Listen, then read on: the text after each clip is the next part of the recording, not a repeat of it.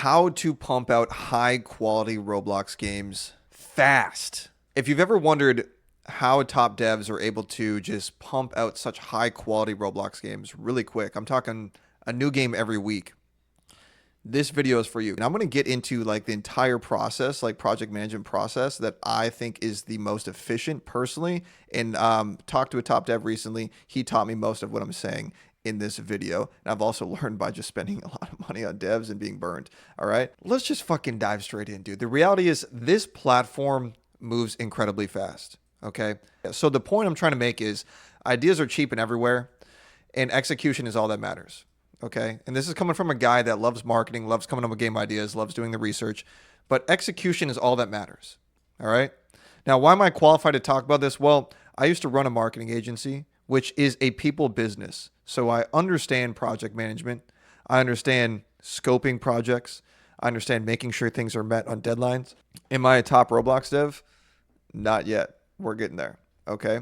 But I want to help you guys in this video basically go over everything I learned when it comes to hiring. Let me save you a ton of time and money because, dude, I've spent so much time and money trying to find good Roblox developers. And it is easily the biggest bottleneck in this business, in my opinion. Ideas are everywhere. That's not the bottleneck. Market research is not the bottleneck. It's finding good talent that can actually execute on time, because something unique about the Roblox space is a lot of the talent is young, unprofessional, and will ghost you and doesn't get shit done on time and lazy as fuck. Just to cut it, just to put it straight to you. A lot of the Roblox talent is super lazy because they're 14 years old and they've never ran a business before. Okay. Now, first tip I'm going to give you guys is hire from Twitter. Okay. Twitter is goated for hiring. Now, here's kind of the caveat. You kind of got to LARP a little bit on Twitter. Okay. You got to post shit on Twitter. You got to talk about what you're working on. You got to sound like you know what you're talking about. When I first got started, dude, I knew nothing about Roblox. Okay. All I knew was just fundamental business principles from running an e-com agency. So I just started taking what I knew from the e-com space and applying it to Roblox and just LARPing on Twitter and started to build a little reputation. Okay. YouTube, hella untapped. I've hired a few absolute chads from YouTube, great programmers, or mutual connections. Now, if you're an investor, because I actually had some investor bros hit me up, crypto bros, deep pockets, right? It's like we have 30K to make a game. We just want to pump out games. Here's the thing, dude. I tried to come in this space just thinking I could throw money around, and it doesn't work like that. Okay. I spent $4,000 on my first game, and it was a very, very shitty game. We never even launched it, and I'm not going to say anything about it. I think I paid way too much for it. Okay. $4,000 is crazy for the game that we built there. But anyways, what I want you guys to understand is this Roblox base, since most of the kids are teenagers, it kind of is a clout chasing fest a little bit. What I mean by that is you need to have a good reputation for these people to trust you. Okay. I can't tell you how OP me having a YouTube channel has been for hiring, because people that I'm vetting, they can see my videos, they can see I'm serious, they can see I'm not fucking around, and I want to make games and I want to make them fast. I want to make them high quality. Okay. If you think you can come into Roblox just with a bag and no reputation, you're going to get cooked, bro. Okay. You need to have a little bit of a rep. So you kind of need to LARP a little bit. I don't know how else to say it. Anyways, because this is what I found is, and the top dev told me this. He said he doesn't hire anyone that doesn't have at least 30 mutual connections with him on Discord. Okay. Unfortunately, that's just the nature of the game. That's just how this game works. It's really who you know, or people know you from Twitter. They know you from YouTube. You got to build a reputation, man. And the only way to build a good rep, there's kind of two ways. The most obvious one is make a hit game, okay? Or LARP on YouTube and Twitter like me, or do a combo of both, okay? Now, Farm or Die, obviously, it's not a huge, massive game, but 3.5 million visits, it's something, and it's still making money, okay? That's enough for a dev that I'm looking at hiring to know, hey, this guy's serious. He's ran games in the past that make money, and he's not fucking around. He's not some 14-year-old that's saying, hey, I will hire on percent, okay? So when I say LARP on YouTube and Twitter, what do I mean? It's like, dude, just whatever you're learning, just post about it. Like, don't be afraid to sound stupid, dude. Okay. If you look at my bio here, what does it say? Sharing my learnings. Okay. When I first got started, I just started sharing things that I thought were sauce, or I thought that I had learn some stuff. Now, did I get flamed on Twitter a ton in the beginning? Like, hell yeah, dude.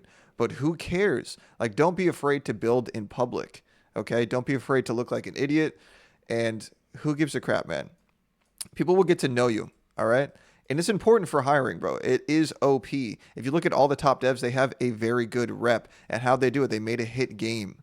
Okay, but if you don't have a hit game right now, you got to start building a little bit of a presence, in my opinion. I think personal branding in the space is highly, highly underrated and super OP.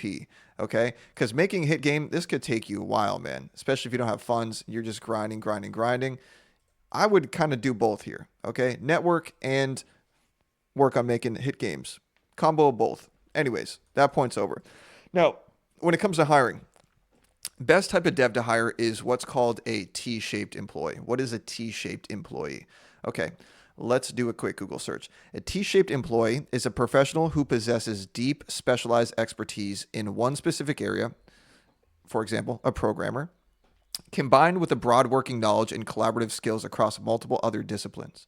Okay, so what this means is when you're hiring a programmer, see if he can also do building or see if he can also do UI. Okay, when you're hiring a builder, see if he can also do modeling, see if he can also do animations. This is the team that I ran for Farm or Die. It was literally just a 2-man team. The programmer also did animations, also did UI. The builder also did modeling. Okay, you don't need a big team, guys. A big team is not a flex. All right. One thing that One Cole told me is like he used to have a big team. Now he just runs a 4-man team. A lot of these top devs I've talked to, they run lean and mean teams. You just need a dialed in team, bro.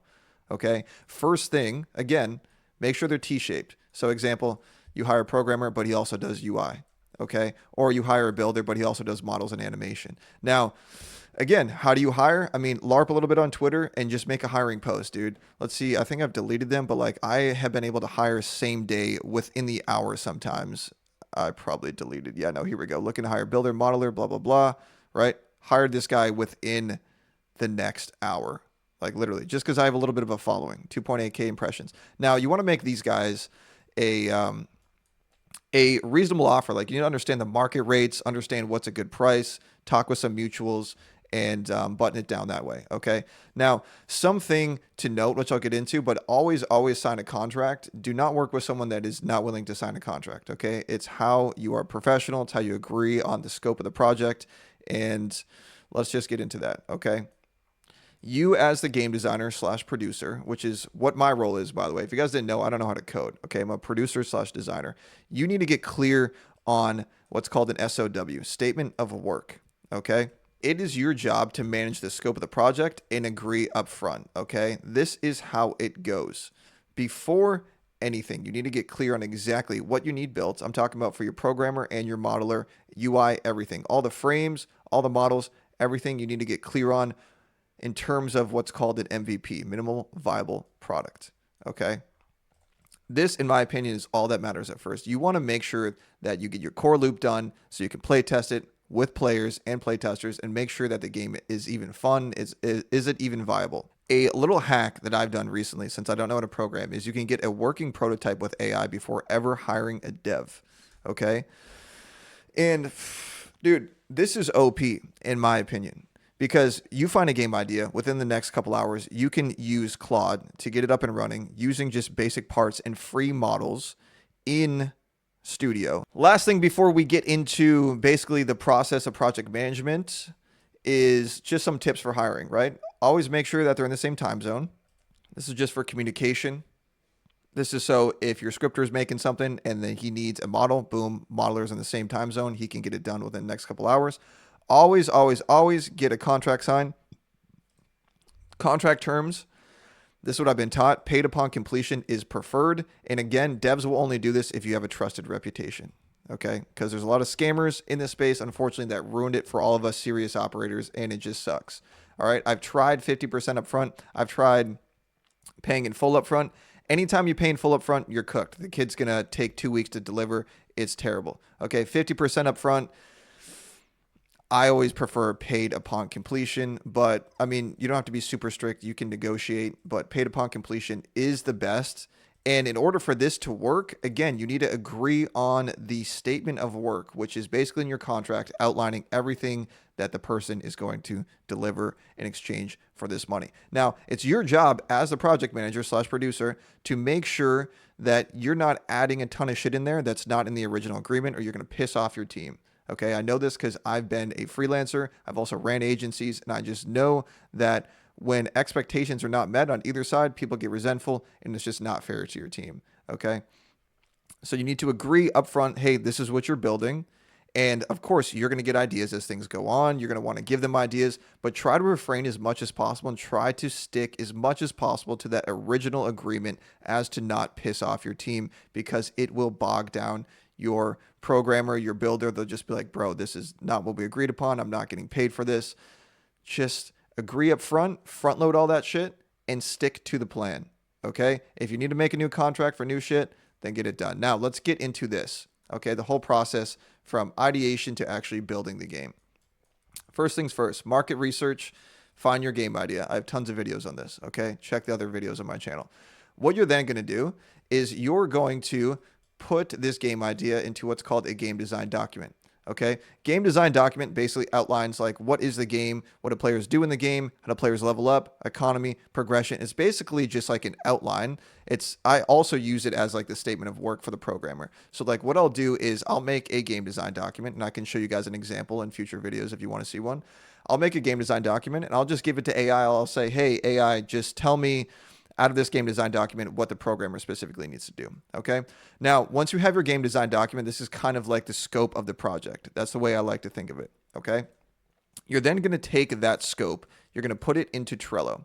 Okay. I like to make a column for programmer, column for builder, column for UI, just all the necessities. And I like to chunk down this game design document into actionable tasks. So for my programmer, it's like, hey, this system, that system, that system, give explicit details for each system, for each card, if that makes sense. Now, I've learned a lot just managing developers, not even just in Roblox, but in the e-com space, because I used to manage a lot of web design and graphic design people. I mean, tons of different types of developers. Okay. Best way to communicate, in my opinion, this is just a little side tip, is use something called Loom.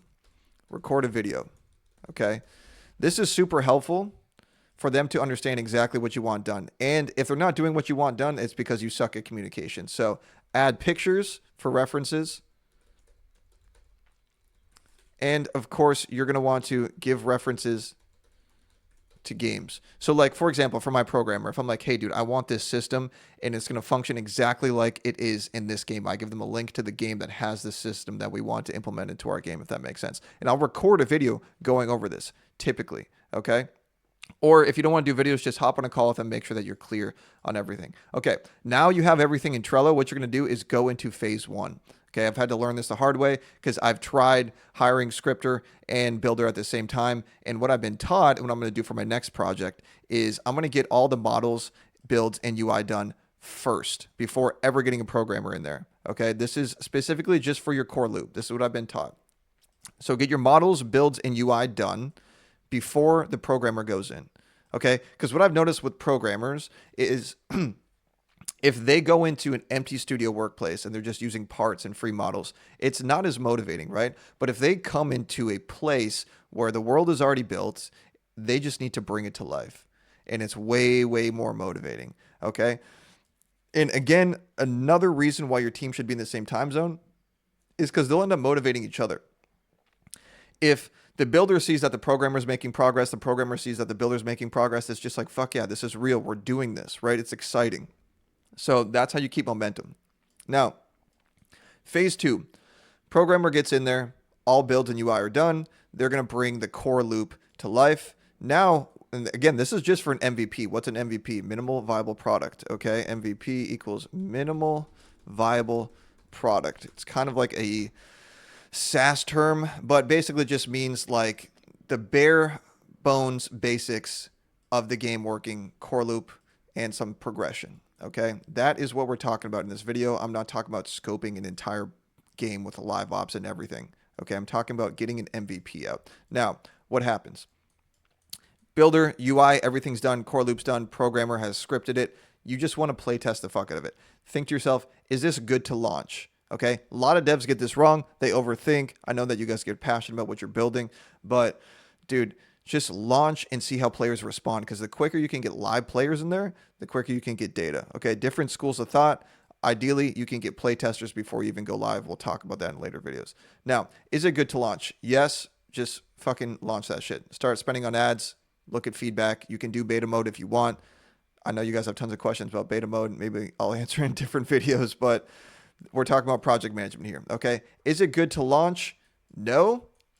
Personally, what I do just to speed things up is once the MVP is built, but I don't feel like it's fine-tuned enough, I'll download a copy, okay, a backup file of the game, and I'll use AI to tweak some things. Why does this speed things up? Well, because you got to think about communication slows things down, right? So if I have a gut feeling like, hey, this game, it feels good, but it just needs this one thing changed, I don't want to have to wait for my programmer to then go change it, and then I play it, and then I have another request, and then he go change it, and I play it.